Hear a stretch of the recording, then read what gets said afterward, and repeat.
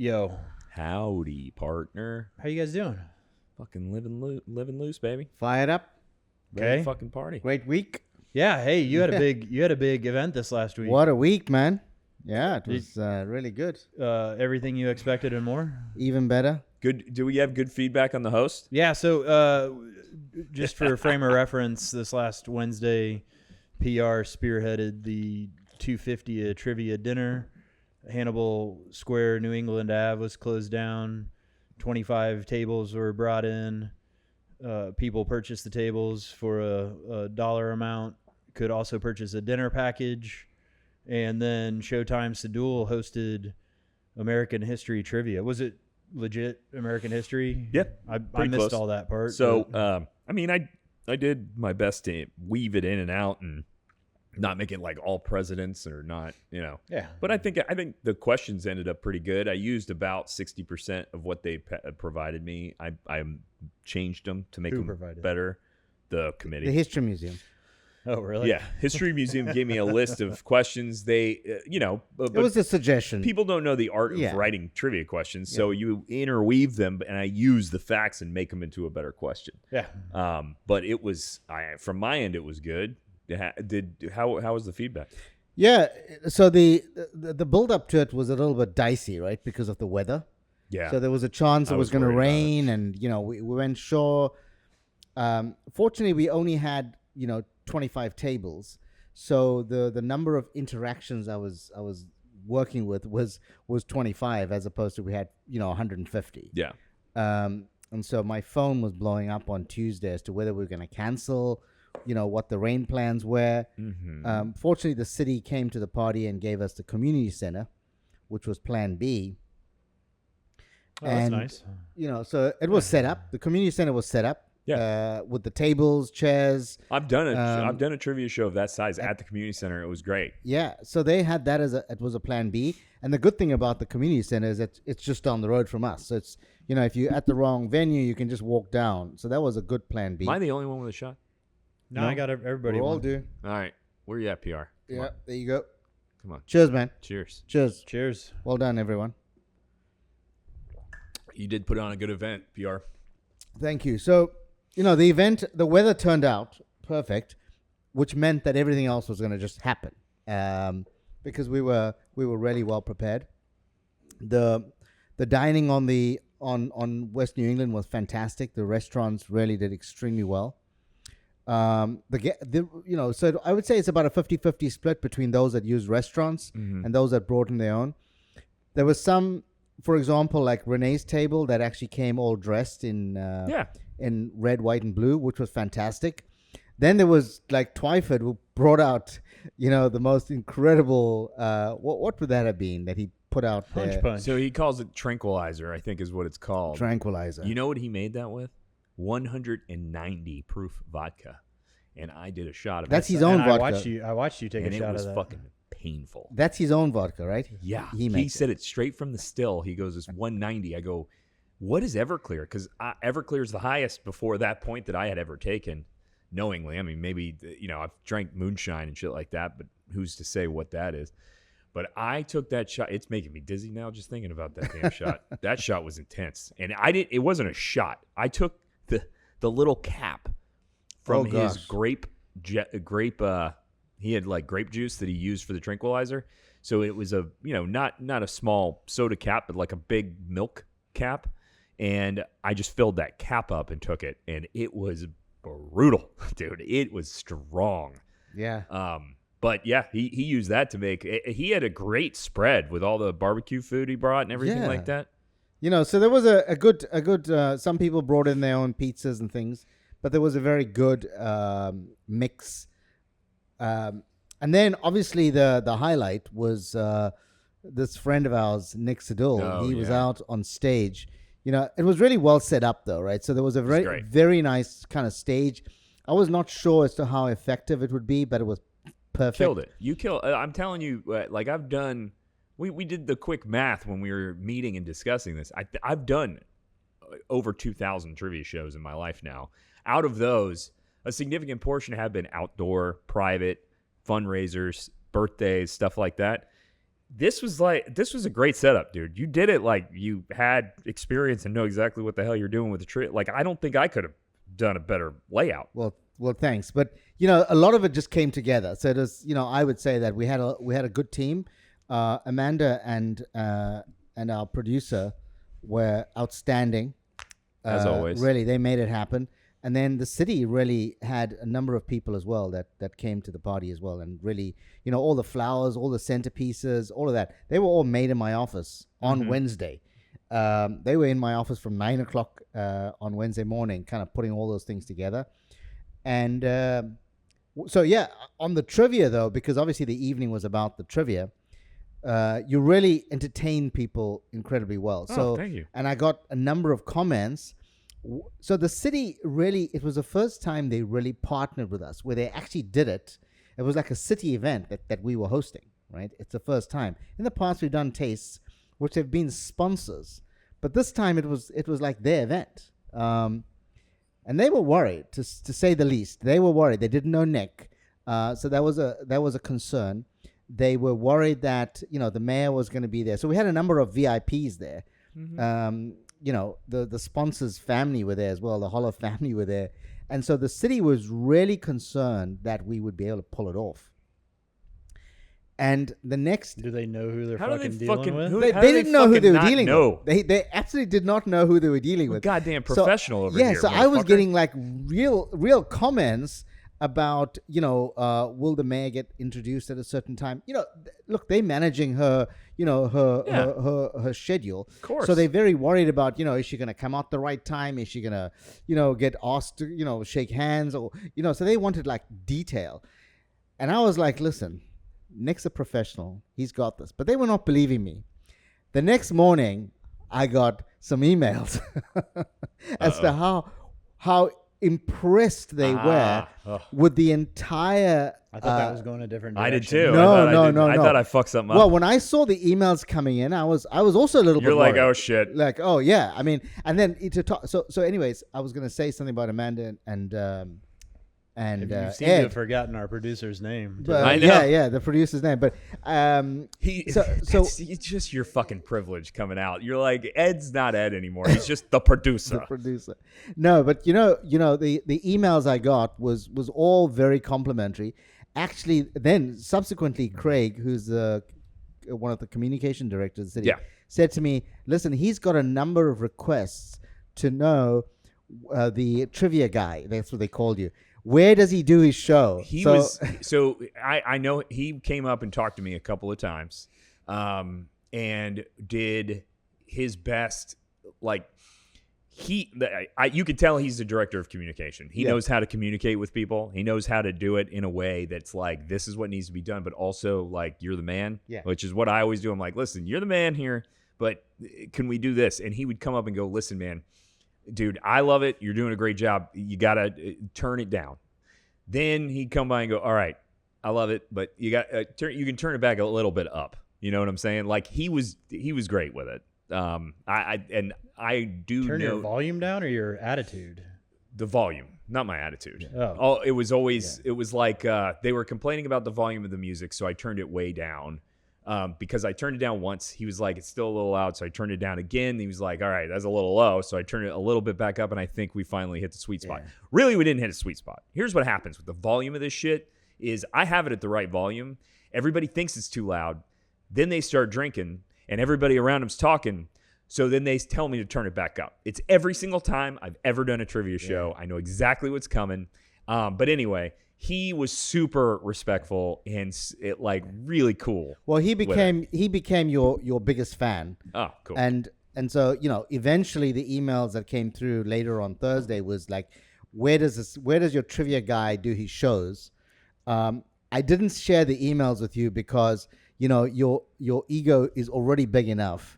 So I was like, should I send it to him or not? Oh, fuck it. I'm not going to send it. Let me I'm tell not you going to send something. it. But When it comes to trivia, bro, you can't inflate my. I know there's only a couple of things in this world. This is Mr. Big Dick energy, man. Only a couple of things though in this world that I'll tell you, I'm the fucking best. Hosting trivia, I'm the fucking best. Like I have no reason to say like I constantly check my performance. I constantly try and improve it. I constantly research and do what I can to be a better host. It's just I wish I could have had this talent and this drive to do something that was more monetary, like that I could fucking make a living off of because I love it so much. Anything else, I'll tell you.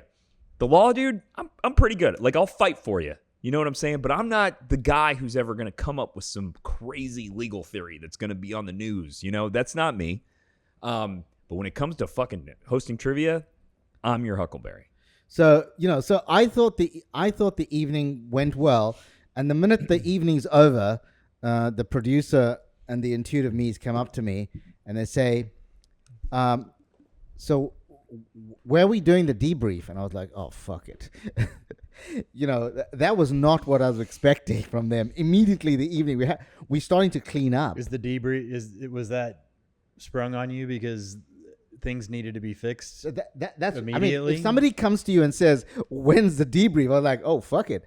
I'm in trouble here, right? So then I said, look, there's a lot to clean up. So because there was a lot to clean up, right? So I said, look, let's clean up.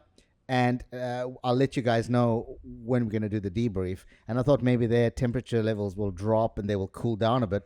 Anyways, we had a nice evening. We went to the Chophouse and, had a few drinks and that was the evening. Well, they actually came over to Fids. Christian and I we left the minute we were done because I needed to get to Fids because I love Jordan, covers for me. He has his own show. But the problem with Jordan is that his show is not 2 hours. His show is 3 hours. Like, that's what he does. And you can't do that on a fucking Wednesday. Like, people are coming there and they have to work tomorrow.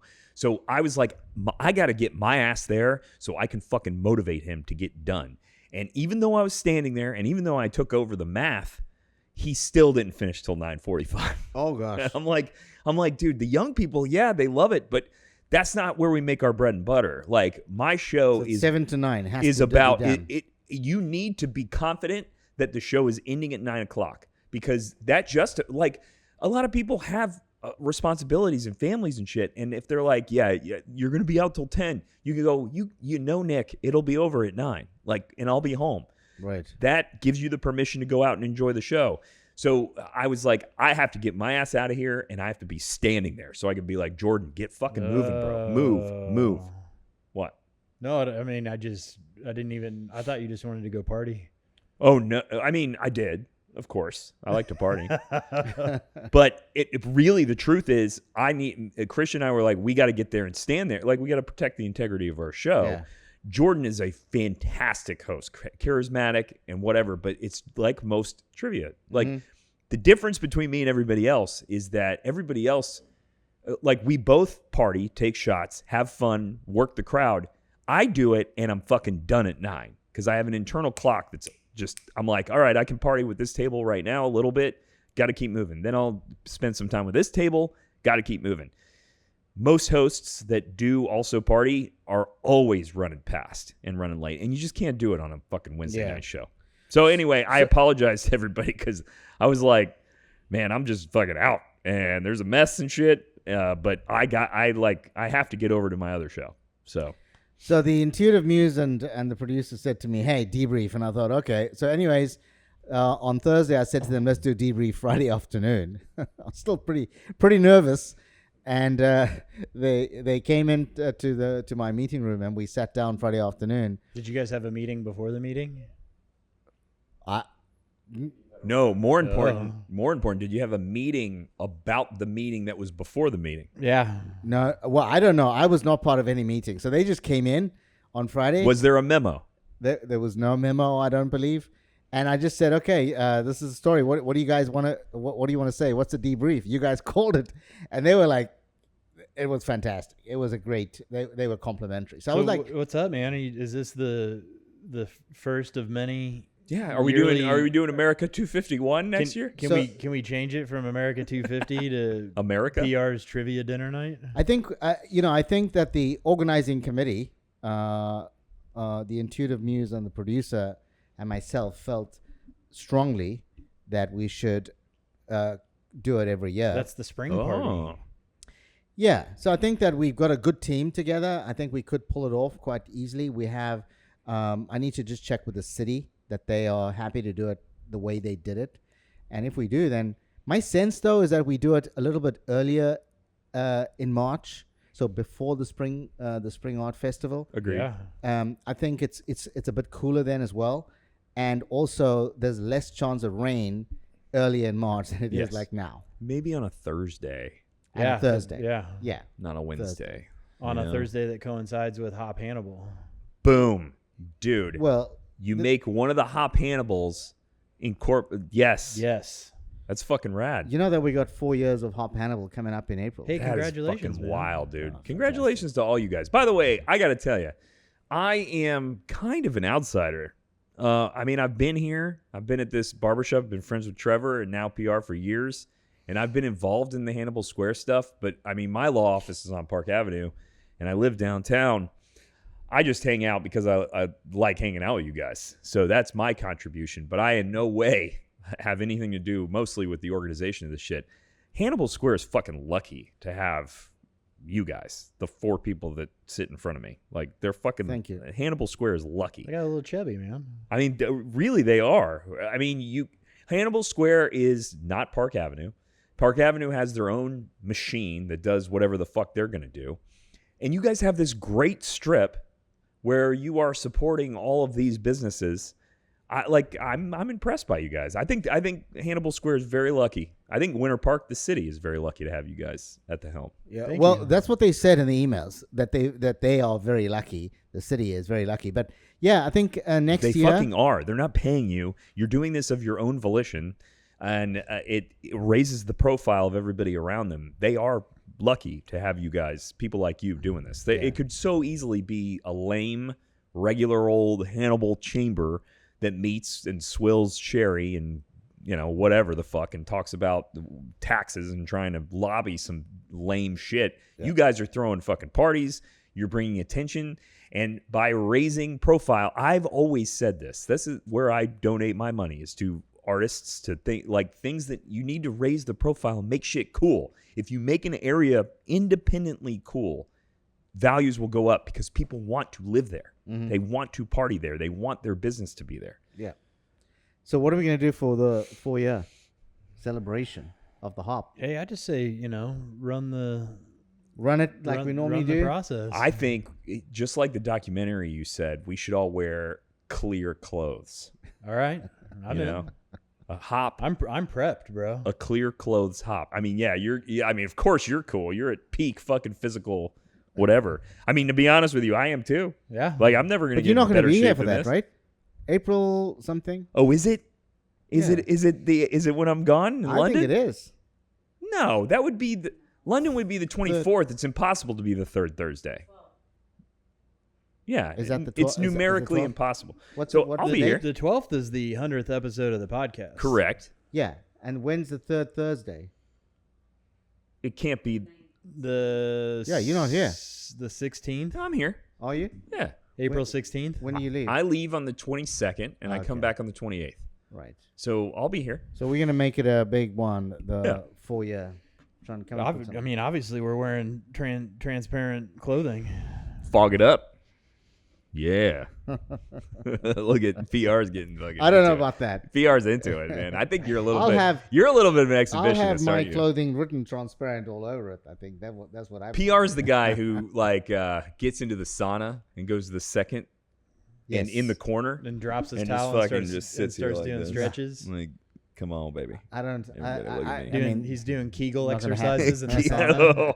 He's got to keep it tight. You were doing some funny exercise at the sauna, right? I'm vacuum posing in the sauna Yeah. to kill time. I would not enjoy having you in the sauna doing vacuum posing. I just want to sit and have like 15 minutes of quiet time. This guy. I mean, I'm comes pretty in. quiet. I'm not huff. I'm doing my best to be, to have sauna etiquette and be polite to other people. If he's quiet and he's not in my personal space, it That's fine. really wouldn't fucking bother me I at all. thought because there's sometimes some guys come in and they start doing almost like, like yoga moves in the. Oh, like, no. and Jumping around. jacks. Yeah. And there's sweat flying everywhere, and they're in my fucking space. That's a problem to me. But if you're sitting there clearly breathing. a bodybuilder, clearly, and you're fucking trying to do your shit, but you're over there. All I'm and- doing is sucking in my tummy. That's Oh, I'm okay. just I was breathing. picturing like I'm you're No, he's doing breathing. like instead of just straight up flexing, you suck your tummy back. What's in the a C what's the shape. thing called that you're trying to do? The Where you- vacuum pose? Vacuum pose.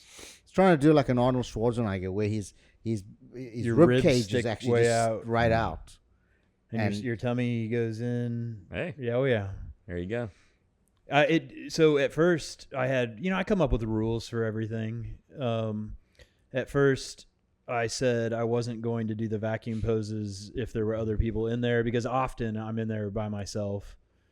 And I think that was more of being embarrassed. Now I don't give a fuck, and I'm going for it. I like it.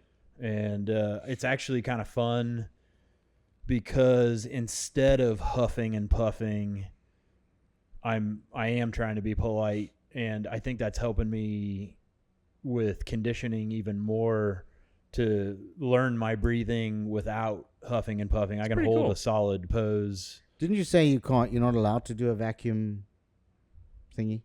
Vacuum pose? You can, You can. yeah, I thought you said you can't stand there and, How the and fuck flex would your they- your ribs. you can. You can. How would they police that? How would they enforce that rule? Well, I think maybe the story that you might be confused with is I watched years past of the recorded competitions that I'm going, the specific one I'm going for, and nobody was vacuum posing, I think because they hadn't trained for it. Oh, So that's like my secret weapon.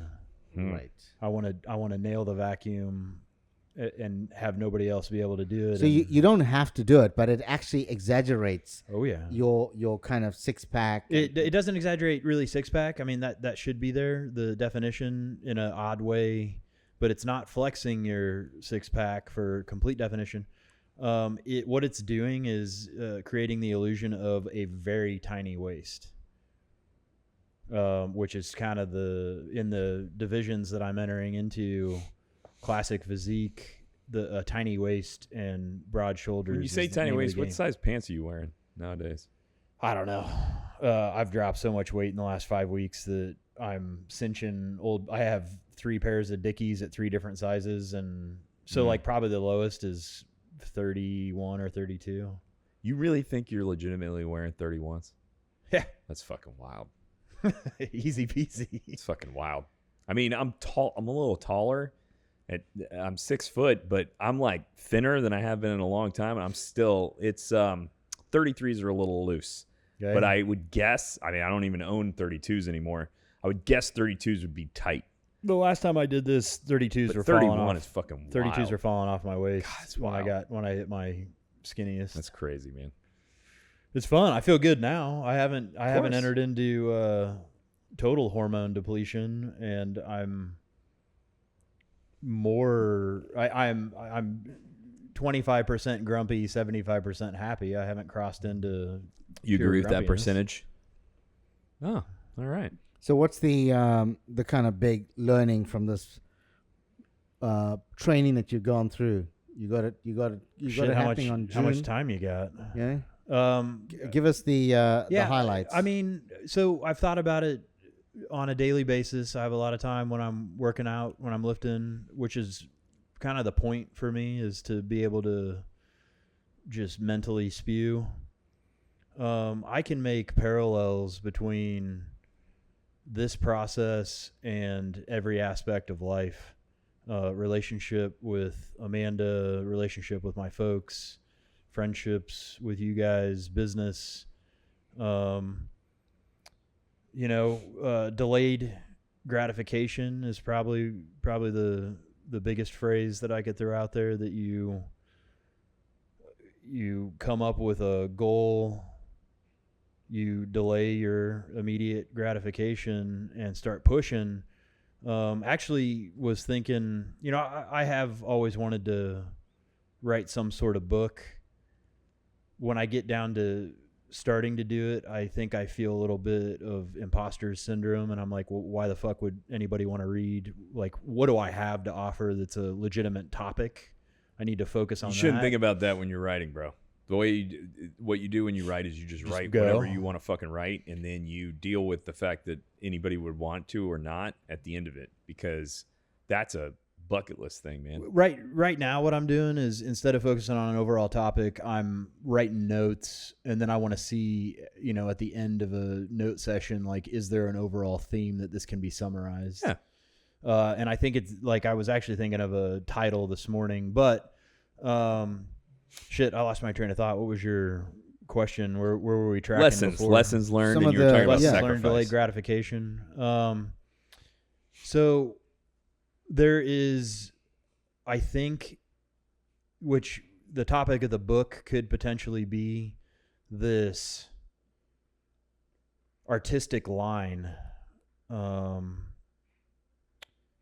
of understanding your goal and what it could potentially take to get there, and discipline and regiment, and then being able to flow a little bit to make it through different challenges that pop up, different speed bumps that you might hit.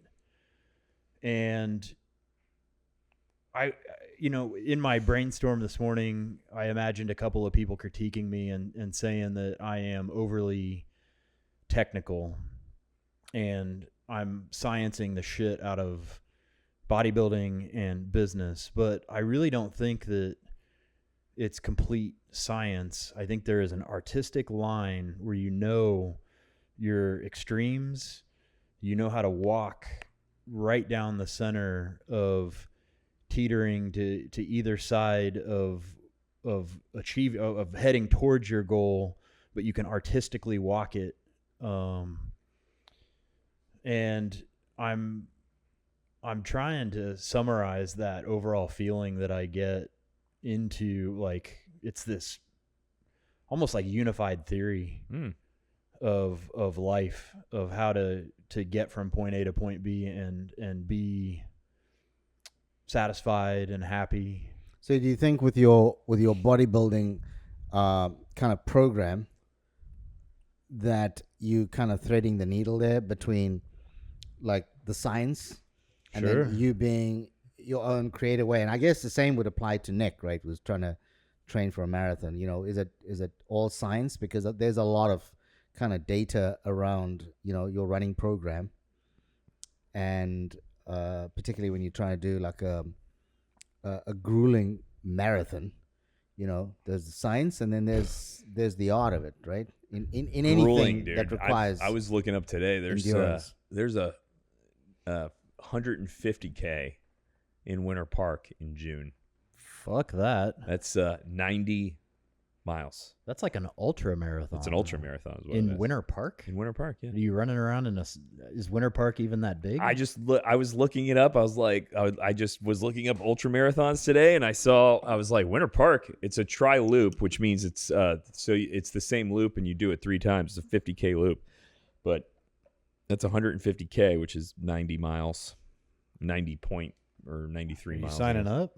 Hell no, no. That's the kind of running that when you're 50% through, you're shitting your pants. You're So, blasting diarrhea. Really, what it is that I've always enjoyed. I enjoy doing marathon, and I enjoy doing what I'm doing because it's a level of the level of sacrifice that I'm willing to do.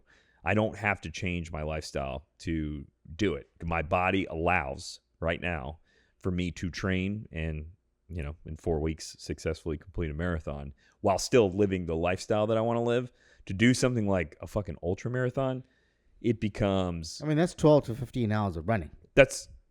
Yeah. Right? I That's mean, 12 to 15 hours of running. if you're David fucking Goggins fast, you crazy can do it shit, straight. man. That's fucking wild. Yeah. I'm saying you have to now change, kind of what Trevor's done, which is you change your complete lifestyle. Your food's regimented, your workouts are regimented, every day is a regimen, and I'm not willing to do that shit. So what I like to do is a marathon, something that I can train. It helps build discipline. It's clearly had a positive effect on my body and my thinking and my well-being, but also I don't have to stop drinking a bunch of Jaeger bombs at trivia, shit like that. Something that Nick said has reminded me of something we've talked about in the past that has been reoccurring for me lately, and another tasty tidbit that pops up. He said sacrifice. I think you and I got into it at some point when I had suggested that you have to sacrifice something to gain something. I can't remember exactly what our conversation was. I want to say it was sometime around FIDS when I was doing my 40 days of celibacy. Fair. And the thought that I've had that's actually coming to more to a form is that you do have to sacrifice, but it's not a magical secret kind of deal. I think it's more of a scientific explanation where sacrifice makes you uncomfortable and uncomfortable makes you grow. Comfort, if you are comfortable, you're not growing. So some form of sacrifice makes you uncomfortable, and therefore you're going to get a different outcome based on uncomfortability. And I think that could be scientifically, like mathematically, I think you got something there. Applied, and that cleans up my sacrifice. I think you got magic. something there. I think you got something there. Well, that's the whole idea of delayed gratification, right? So you do know. So even what Nick is doing is delayed gratification. You know you can't get up and run a marathon. You can't do it.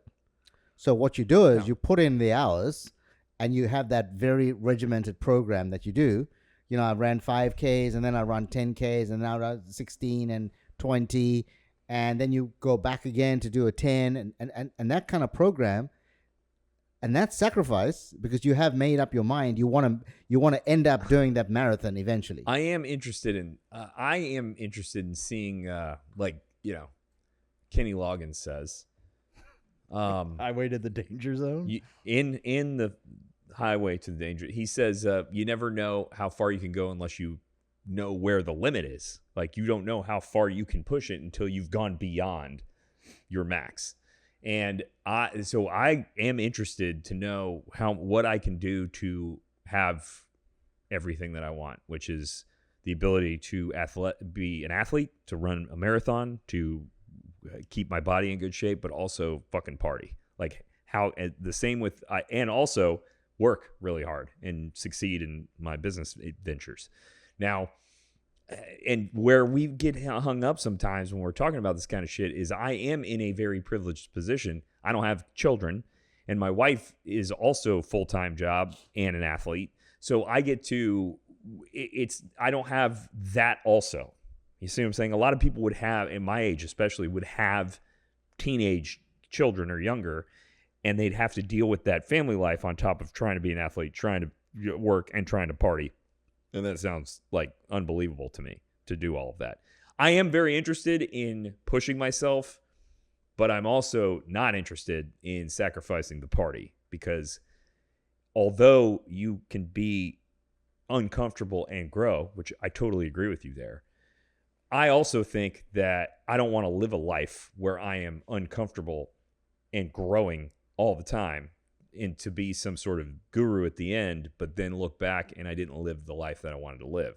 I'm interested in being uncomfortable and growing in certain instances, and I'm also very interested in fucking partying, because that's honestly, I made the choice a long time ago. That's why I'm here. I love it.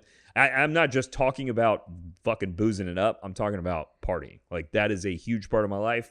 Love the social aspect. Love to get to know people. I love being in that situation. I love the chaos of it.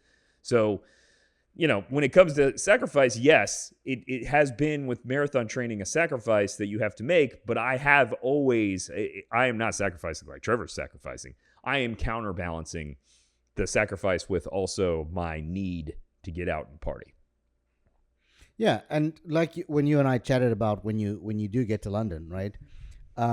You're not going to be able to party because you've got a run coming up on. We got one day. Yeah. We'll have Monday. So you'll be off to the run's run. on Sunday, Yeah. and we're going to just go die in the hotel room after the run. Yeah. Monday, we'll be like, we go around and we're drinking and eating fish and chips and fucking around. Exactly. And Monday night, we'll party. And then Tuesday, we get up and go home. But the 3 nights we're there before, it's going to be like we're eating. It's very disciplined. Careful. Yeah. So that's what I mean by you. Fair. You're consciously saying, I've trained for this. I've made my sacrifices, like the way Trevor is making his sacrifices. And then you get to enjoy being able to compete when you do in June. Similarly with you. And that's with everything, right? With life, for example. You decide tomorrow you're going to do your jury selection. That's a commitment that you've made. So, at the risk of taking an onslaught from Nick, it's not about the destination, man. It's about the journey. But I'm being serious. I have learned, not in this experience, but previously, that I'm enjoying now more than thinking about the end result, because I know growth comes out of fucking struggle. I'm not judging. Like when you say an onslaught, dude, I meant the title of a self-help book. Okay. It's about the journey, not the destination. That is fucking lame. But I'm joking. But I see what you're saying. But it is that, like, I enjoy now more than I think I will enjoy end results. And I understand now what you meant by onslaught, but I would never. I'm not being judgmental as to your position, because clearly, I think, from an outsider's perspective, this is at a positive. Your whole experience for the last year and 4 months has been a positive one on your life, I think. Thanks, so man. You're fucking enjoying it. That's you. Like, you know what I'm saying? To me, I'm not living a life where I can't imagine a life where I can't fucking party. There's a little bit of ego attached to this journey. I'm doing my best to unravel it. I love studying ego from personal experience. I get off on knowing that I'm doing this and most other people can't do this, and it's absolutely fucking saturated with ego. That's pretty rad. I get a dopamine hit when I get up at 3:30 in the morning and I'm like, nobody else is doing this, and I don't think that's necessarily a good way to go about it. I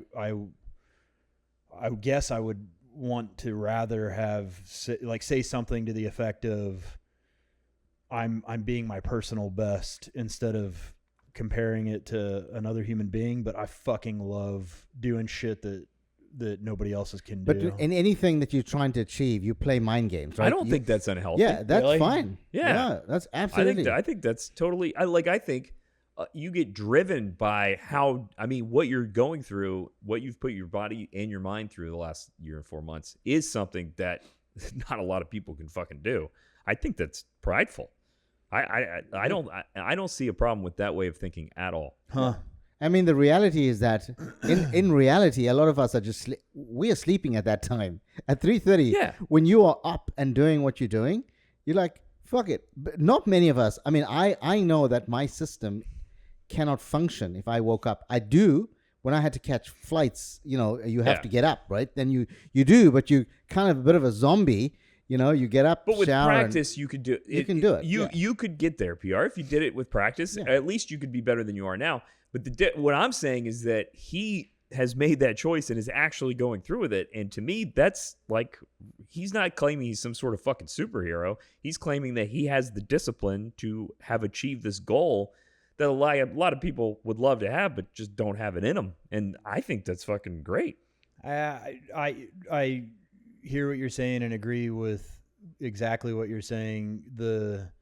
I don't know if I'm conveying the thought and emotion accurately. There is something deep down that is it's a not good.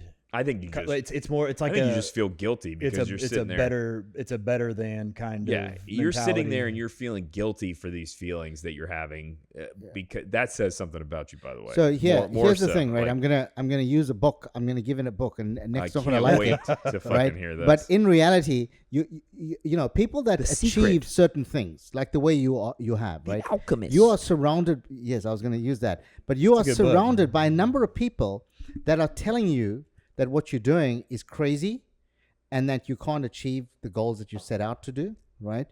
and Has you've had anybody that. fucking told You've you that had you that. can't achieve the goals that you're oriented out to? Seriously, has anybody in your life been like, you can't do this? Not in that exact phrasing, but yes, Yeah. there are people What? in my life that make certain comments that degrade my potential So experience. here's the thing: 18 months ago, somebody's saying, and- "Trevor, you're not going to be drinking ever again." Right? He didn't even believe that. He was only stopping for a period of time. Then all of a sudden, he just went one more month, one more month, one more month.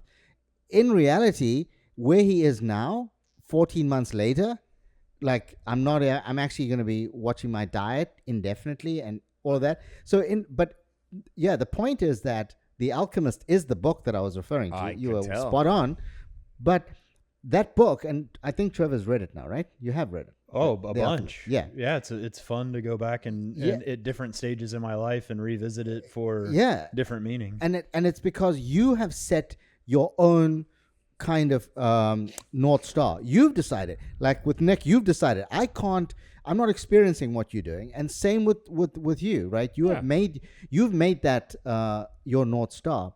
But when you achieve that, which is what The Alchemist is, it's pretty damn lonely. You've got no one to celebrate it with. I did know it's you might I've said this before, you might be alone, but it's not fucking lonely. I fucking love my weird world right now, man. Yeah, it's addicting. It's ridiculously addicting. It is. I actually had a conversation this morning with the intuitive muse about being in my own world, and I think I light up, and I was like, I love being in my own world. Yes. It is fan-fucking-tastic. There is something that I have, and I'm taken from a famous bodybuilder that I paid attention to recently. And I don't like this, but I have a giant pile of fuck you motivation. I love when people tell me what I can't do, and I absolutely channel that shit and say, I'm going to prove everybody wrong. I just think it's fucking wild that anybody in your life would tell you can't. Like, I've never experienced that shit. Nobody's ever looked at me and been like, you can't do, or there's no way you're going to be able to do that. Like, nobody's ever fucking said that shit to me. So I'm thinking of one person. They wouldn't be my friend if they did. I'm thinking of one person very specifically right now. Was it me? Have I ever? No, nobody in this room. All right. If I did, it was by accident. Because I know I thrive off fuck you motivation. I actually tap into that and that person so that I have more motivation when I'm getting up that I'm going to prove somebody wrong. All right. I mean, like when you're talking about fuck you motivation, I've had a lot of that. It drove me until just only a couple of years ago. Like the shit, my high school was not fucking awesome. And the shit that it was all my own fault, but still, it really fucking pissed me off. And it was a reservoir that I could reach into. So the fuck you was that people thought that Sador was going to be a total failure. No, I don't think anybody who's ever met me thinks I'm going to be a failure. I think I'm talking about, the high school. What they did, college days. What happened was I got fucking kicked out of high school is what happened because they were pieces of shit. And they thought it was fucking funny. That drove me for fucking revenge. But it was never, I don't think any of those people or anybody that I've really ever encountered would be like, yeah, he's going to end up being a loser. I think they all knew somehow, some way I'm going to fucking make it. But, I think everybody just thinks I'm a fucking asshole is probably what's going on. But still, it was their conduct and my inability to defend myself at the time that drove me to go into the law. Ooh, for sure. That is absolutely one of my favorite things to utilize is any scenario to be like unfuckwithable. Oh. And if ever I get, if somebody fucks with me, I spend a significant amount of time figuring out how to never let that happen again, and then how to protect myself in so many fucking different ways. The fucking law was my armor. Like, I remember sitting there. I couldn't defend myself. I didn't know what the fuck I was doing. I was too young. Now, to be fair, I was being a fucking asshole. But still, when you're a kid, that's the time you should be able to be an asshole and learn. And it drove me to be like, yeah, I will be that fucking jerk off, but guess what's never happening again is you motherfuckers coming at me without me being able to shut you down. What's ironic about that is that when you become a lawyer, I really became a lawyer in the attempt to have nobody fuck with me. And when you're a lawyer, that's literally all anybody ever does. Like they love that shit. As soon as they find out, I have stopped telling people I'm a lawyer because they fuck with you more if they think that you're a lawyer. I keep it a secret and just use my skills to try and shut them down. So a little irony there, but I kind of came to grips with it and moved on from it. And was something that I talked to my therapist at the time about, where I was like, I can feel this fucking anger that has always been what got me up at 6 a.m. to fucking study and pushed me through the bar and pushed me through being a prosecutor, where you have a hard, great job and you make no fucking money. And I was hosting trivia 5 nights a week and then fucking prosecuting criminals all day long. Like, I could always reach to that fucking anger.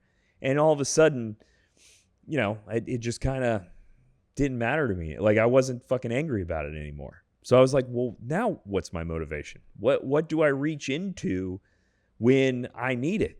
And honestly, I haven't got an answer for that yet. I'm still just kind of, enjoy. Like, I look forward now to this, to like being a public podcaster, to hosting trivia.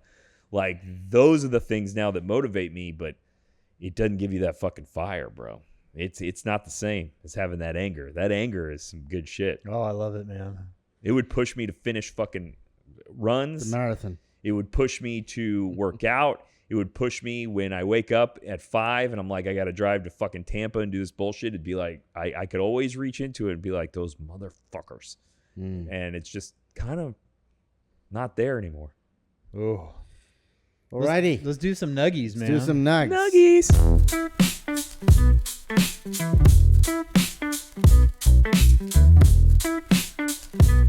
All right. The first half of the show is a fucking nugget, about 250. Yeah. But what else you got, Trev? Well, we've mentioned it a gazillion times. I got to tell you, I went back to Saku. I was just going to say Saku, not Saku Hey, again. no, you got to hear this story real quick. It was fucking fantastic. I've already heard I call, the insane lady answers the phone, which is one of the highlights of my day. She's so great. You say insane. I think she's fantastic. I love her. No, I mean insane in a great way. It's absolute fucking. She's high energy. It's weird. High it's pitched odd. voice. It doesn't make sense to be at a spa. She does not have a high pitched voice. So I call. I say, "Can I get the regular lady?" She's like, "She no work here no more." And I'm like, "Oh, whoa! I don't know." She said she fucking tell me that. She said she no work, and it could be no more. It could be that day, but it was very abrupt and it was very quick, dude. So what the fuck? I if said she doesn't work there anymore. I got a fucking problem. We identified who I was, which was awesome to get to that point. And I said, "All right, who do you have that's similar?" And she goes, "All the same." And I'm like, "Okay, great. Hook it up." that. She's like, "You be here at 1." And I'm like, "I'm there." Who's the boss? I go in, which I like this. I love this experience, she's man. great. There's She's no great. coddling or this is what I've been searching for forever, man. Yeah. So I go in. Some other old ass Asian lady is eating a full sandwich, mouthful of food, comes out of the back. She goes, "What's your name?" "You're with me." And I'm like, "Great. This is going to be really interesting." We go back. I had him fix. I've been having issues with the way the headrest thing Agreed. works and my sinus is getting smashed. Yes. She set it up. I communicated it to her. She hooked me up with the towel. My forehead was raised. No sinus issues. Again, I mean, all of them are pretty similar as far as being that legit experience without being weird. I'm trying to think how to put this, man. So, like, at some points, I am naked on the bed with no towel, but there is no funny business. There is no questionable shit going on. Zero. It is completely professional. And that's what I was searching for. Yes. So this lady Their music. The only complaint I have is their music fucking sucks. The music sucks. Like, would it really hurt them to just get a fucking Sirius XM and put hit on the massage station, as opposed to the same song? Yeah, that just repeats over and over and over. So I agree. I headphone it on this experience. This was the first experience that I've ever had. The lady jumped up and used the handrails and was walking up and down my back. Cool. I like that. And then the piece de resistance is when it was time for me to turn over, she knew I had my headphones in. She fucking whips the towel off, slaps my ass, and tells me to turn over. And I thought it was fucking fun. I was laughing my ass off, man. Great. It wasn't inappropriate. It was fucking hilarious. So yeah, man, I plan on going back there at least once a month. It is at certain points she was hitting me with, I think, more Thai massage. Mm-hmm. So I signed up for deep tissue. This is another thing I got about massage places. I'm pretty sure you sign up for deep tissue, Swedish, whatever, and I'm pretty sure you, like, whatever masseuse goes in doesn't actually do any of those individual massages. They just give you their massage. Fair so to a point, I do think when you go to the Ritz or the Breakers or one of those fucking places, when you sign up for deep tissue, you're getting a legit on the paper deep tissue massage, I think. But I do agree that a place like Saku, you're gonna get or like, you know, any of the chains, place Spavia, yeah. I think you're going to get their massage at a different level of strength oomph that they put into it. You know what I'm saying? Yeah. Like if you order deep tissue, they're gonna do the same massage, just fucking harder. Yeah. And if they do Swedish, they're gonna do the same massage. Just lighter. Think you can go into most massage places, sans Ritz, and sign up for the cheapest massage, and then be like, "Yeah, do it harder, please," and end up getting deep tissue or something for whatever lower price point. Not that I want to rip anybody off, but at any point, I'm pretty sure she switched into some Thai stuff, which the one time I've had Thai style before was not really massage. They fucking bend you into pretzels and shit and stretch you. Yeah. And she was like they know that I'm going in there for sports athletic relief, and they're nailing it, man. I would, that would, a big stretching session would be something that I'd be interested in. She straddled my legs, sitting close to my kneecaps, and bent me into like pulled you back. Yeah, and bent me into a reverse so cold. Fucking great. We locked arms. And as we were doing this, I was so tight, she was laughing. It was an awesome massage. Awesome. There you go. Have you been over there yet? No, I haven't. He doesn't like people touching him. No, I like it. I like a massage, but I haven't tried Saku. But then the good thing about it is that there's loads of parking. So it's one of those things, even though it's on Fairbanks. It seems like it's pretty easy to get in, loads of parking. Great. And super clean. So, yeah. It's great. You got any? I do have a quick nugget. What do you got? So I decided to try the new Vinia, under new ownership. So last night I went over for dinner. It was like Fabio is still there. It really was same outstanding. Menu? What'd you have? Same menu. Oh. So last night I had, so we shared one that I haven't shared before, but we did like the olives and the a few things as a starter. Go ahead and say it. But it didn't do a charcuterie board. It was one of the, it had like a few veggies almost, but my main course was my first time was the pork medallion. Were you with me the other day, Intuitive Muse, where I said what was that going out, and they said pork medallion, and I thought I need to have that, and it was outstanding. I like it a bit kind of moist and not dry, and they absolutely nailed it. So I'm talking now pork medallion. So yeah, it was outstanding, and I can say that I was worried that without Fabio being there, the experience wouldn't be quite at the level. If it's dry, you can just spit on it a little bit. Yeah.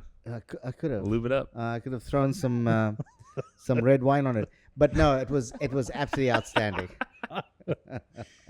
Oh, So that's the one nuggie.